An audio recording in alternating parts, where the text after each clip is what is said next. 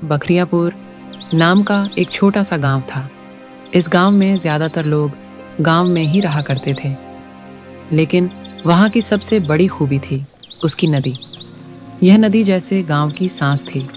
इस नदी में कारण खेतों की सिंचाई, बच्चों के खेल और औरतों के गीतों में उसकी उपस्थिति हमेशा महसूस होती थी। ये नदी गर्मी और ठंड में बहुत काम आती थी, लेकिन जब बारिश का मौसम आता तब लोगों नदी का बहुत डर रहता था। जब भी आसमान में काले बादल गरजते थे, वही नदी बन जाती थी। एक भयानक नदी। अगर ज़्यादा बारिश हुई तो नदी में पूर आ सकता था और नदी के किनारे जो भी घर था, उसके घर में पानी आ जाता था। उस नदी के किनारे एक कच्चा सा घर था, मिट्टी की दीवारें, टीन की छत और सामने एक नीम का पेड़। इस घर में रहते थे शंकर, उसकी पत्नी रमा और उनका बेटा भोलू। शंकर घर का गुजरान बहुत कठिनाइयों से कर रहा था। शंकर बचपन से इसी घर में पला था। यह घर उसके पिता ने बनाया था। शंकर के पिता ने जमीन सस्ती मिल रही थी, तब खरीदकर घर बनाया था, जब नदी किनारे जमीन सस्ती हुआ करती थी। गांव के लोग कहते थे, नदी पास है, जमीन उपजाऊ है, पर सावधान रहना, ये नदी कभी भी मां से राक्षस बन जाती है। पर उनको नहीं पता था कि ये नदी कितनी भयानक है। लेकिन शंकर का दिल इसी मिट्टी के घर से जुड़ा था। यहाँ उसकी माँ की यादें थीं, उसके बचपन के दिन, और अब उसका अपना परिवार और उसकी भावनाएं जुड़ी हुई थीं। हर साल बारिश आती, घर की दीवारें भीगती, छत टपकती, लेकिन शंकर उसे बांध बूंद कर फिर मजबूत बना देता। उसे लगता जैसे वो अपने माँ बाप की विरासत को संभाल रहा हो, अपना पूरा बलिदान लगा लेता। इसे कई साल बीतते जाते थे, नदी में आज तक बहाव नहीं आया था। शंकर, रमा, लगता है अब नदी माँ हमारे परिवार की हालत समझ गए हैं। लगता है उनको भी हमारी परवाह है। सही कहा आपने। अब हमें बारिश में इतनी ज्यादा चिंता करने की आवश्यकता नहीं है। बारिश का मौसम अब आने ही वाला था। शंकर गांव की ओर जाता है।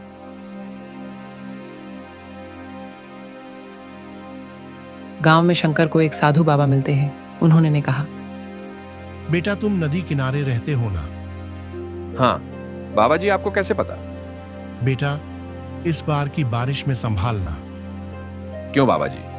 बेटा, इस बार बारिश कुछ ज्यादा ही होने वाली है, कहीं नदी का बहाव ना आ जाए। ठीक है बाबा जी, आपने मुझे चेतक करने के लिए शुक्रिया। शंकर ऐसा बोलकर वहां से चलता है। लेकिन शंकर को इस बार डर था। कहीं बारिश ज्यादा आई तो हमारा क्या होगा?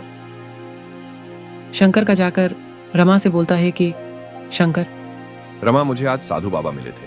उन्होंने कहा कि इस बार बारिश कुछ ज्यादा ही होने वाली है। क्या? तो नदी का बहाव आया, फिर तो हमारे घर में पानी चला जाएगा। रमा, तुम चिंता मत करो, ऐसा कुछ नहीं होगा। बारिश का मौसम अब आ गया था। कई लोगों में उत्साह था जिनके घर नदी के पास नहीं था। शंकर, बारिश के आने से पहले आपने घर को ठीक करने लगता है। रमा, मैं जंगल में जाकर घर को ठीक करने के लिए सामान लाता हूँ। मैं भी आती हूँ घर में खाना बनाने के लिए, लकड़ियाँ भी इकट्ठा कर लेती हूँ। अच्छा ठीक है, चलो।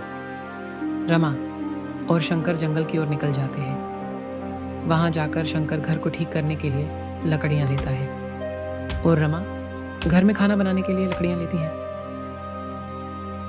दोनों लकड़ियां लेकर घर को और निकल जाते हैं। घर पहुंचकर घर को ठीक करने लग जाता है। शाम को सब खाना खाने बैठते हैं। तब मुझे लगता है हमें इस बार की बारिश जाने के बाद गांव में जमीन खरीदकर घर बनाना चाहिए। लेकिन हमारे पास जमीन खरीदने पैसे नहीं हैं और ये हमारे पूर्वजों की निशानी है। हम इसे ऐसे यहाँ से नहीं जा सकते। सही कहा आपने।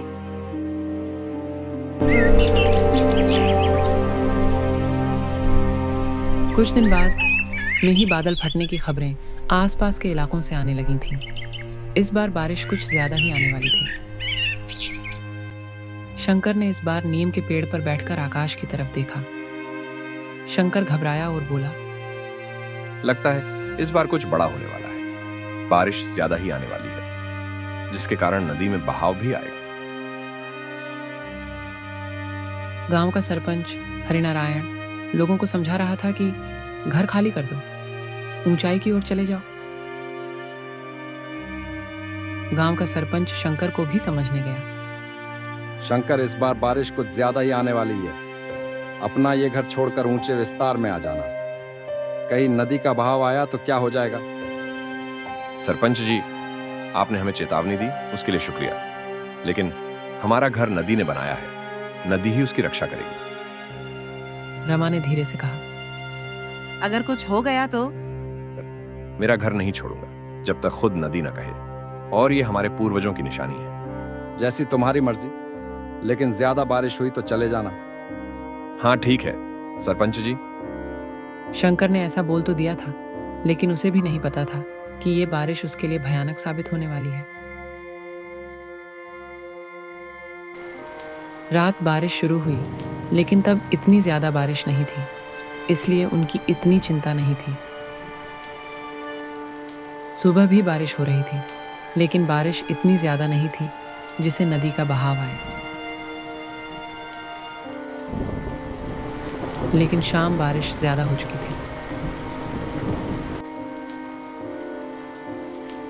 अगर ऐसी बारिश होती रही तो हमारा घर भी डूब जाएगा।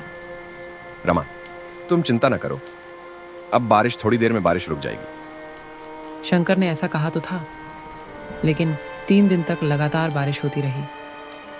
लोगों को भी अब डर लगने लगा था। अरे भाई, अगर ऐसी ही बारिश होती रही तो हमारा गांव बह जाएगा। अब ये बारिश का भगवान की कुछ कर सकते हैं। गांव के नीचे हिस्से पानी में डूबने लगे। शंकर का घर अब पानी से बस 5 फीट ऊपर था। इसे ही बारिश होती रही तो पूरा गांव खतरे में था। नीम का पेड़ आधा डूब चुका था। गांव के लोग ऊपर पहाड़ी पे चढ़ गए थे। उस शाम को रमा ने शंकर से कहा, शायद अब समय आ गया है कि हम भी ऊपर चले जाएं। आज की रात इंतजार करो, अगर बारिश नहीं रुकी तो देखेंगे। भोलू ने कहा। पापा, अगर नदी हमारी माँ है तो क्या वह हमें डुबो देगी? शंकर ने कोई जवाब नहीं दिया। उसने पहली बार उसने डर को महसूस किया। अगली सुबह सूरज की किरणें तो नहीं आई, लेकिन बादल जरूर चीखने लगे और पूरी तरफ घना अंधेरा था। नदी की धारा अब आने लगी थी। गांव के कई घरों में पानी जा चुका था। सरपंच का आदेश आया। अब जो भी घर बचे हैं उन्हें भी गांव छोड़कर पहाड़ी की ओर जाना पड़ेगा। अब शंकर के घर में भी पानी आ गया था। शंकर ने दीवार पर अपनी माँ की तस्वीर को देखा, उसे उठाया और बोला, चलो रमा, चलो भोलू, माँ अब हमारे साथ चलेगी। शंकर घर से निकलता है। उसने अपने घर को आखिरी बार देखा और पहली बार उसके आंसू बह निकले। उसको अपने पूर्वजों की निशानी को छोड़कर जाना पड़ रहा था और वह से चलते बनते हैं। गांव के ऊपरी हिस्से में एक प्राथमिक विद्यालय था, जिसे ऐसे किसी घटना के लिए बनाया गया था। वहां गांव के सभी लोग इकट्ठा हो चुके थे। बर्तन में खिचड़ी पक रही थी। टीन की छत और गीला बिस्तर पर सब जिंदा थे। शंकर, जो कभी अपने घर को छोड़ने की सोच भी नहीं सकता था, अब दूसरों के साथ बैठकर बारिश को देख रहा था, चुपचाप भीतर टूटता हुआ। लोग, हमारा घर अगर बारिश रुक तो बच भी सकता है। लेकिन शंकर का घर तो डूब चुका होगा। शंकर ऐसा सुनकर ज्यादा ही टूट जाता है।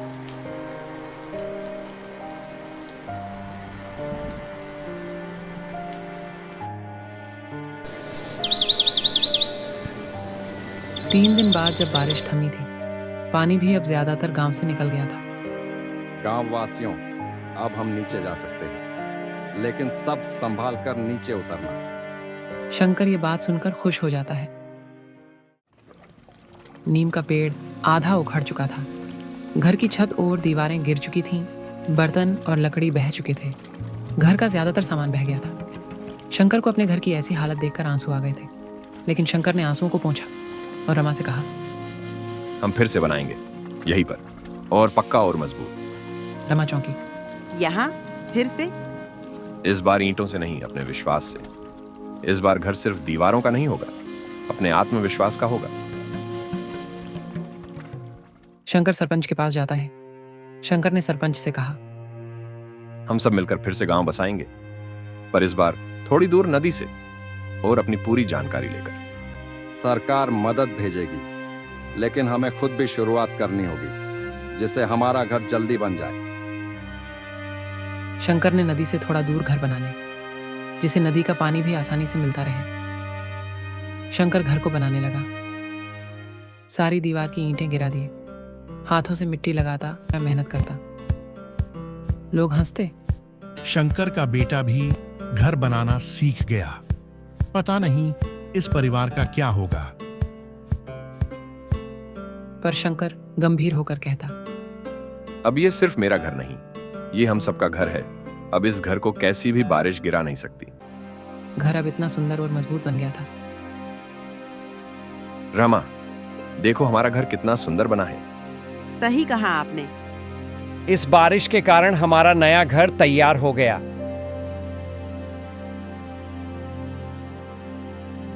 थोड़े दिन बाद बारिश फिर से आई, पर इस बार घर ऊंचाई पर था और दीवारें मजबूत थीं। सब लोग आराम से घर में रहने लगे। अब कोई बात की चिंता नहीं, चाहे बारिश कितनी आए।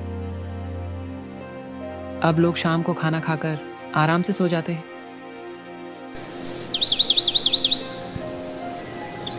सुबह नदी किनारे पुराने घर की जगह अब एक पत्थर पर शंकर ने खुद लिखा, जहां कभी घर था वहां अब यादें हैं, पर वो यादें ही अब हमारा हौसला बन गई। शंकर अब उस नदी के पानी को एक पवित्र नदी के रूप में मान गया था और अब उनको किसी बात की चिंता बची नहीं थी।